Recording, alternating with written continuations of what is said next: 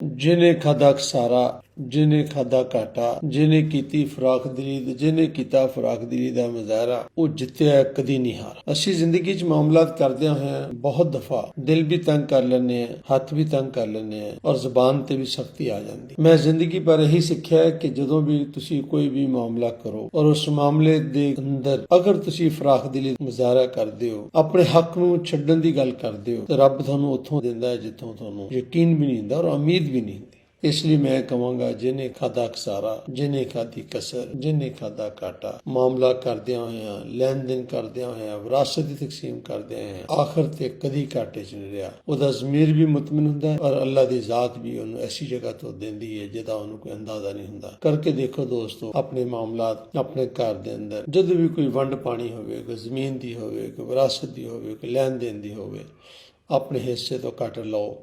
अगर कोई कसर लगती है तो खा लो, इंशाअल्लाह ਤੁਹਾਡਾ दिल भी मुतमिन होएगा, सेहत भी ठीक होएगी, नफसियाती सेहत भी ठीक होएगी और अल्लाह ताला ਤੁਹਾਨੂੰ ਤੁਹਾਡੇ ਇਸ ਅਮਲ ਤੋਂ ਖੁਸ਼ ਹੋ ਕੇ ਤੁਹਾਨੂੰ ਪਹਿਲੇ ਤੋਂ ਵੀ ਜ਼ਿਆਦਾ ਦੇਗਾ इंशाअल्लाह अज़ीज़।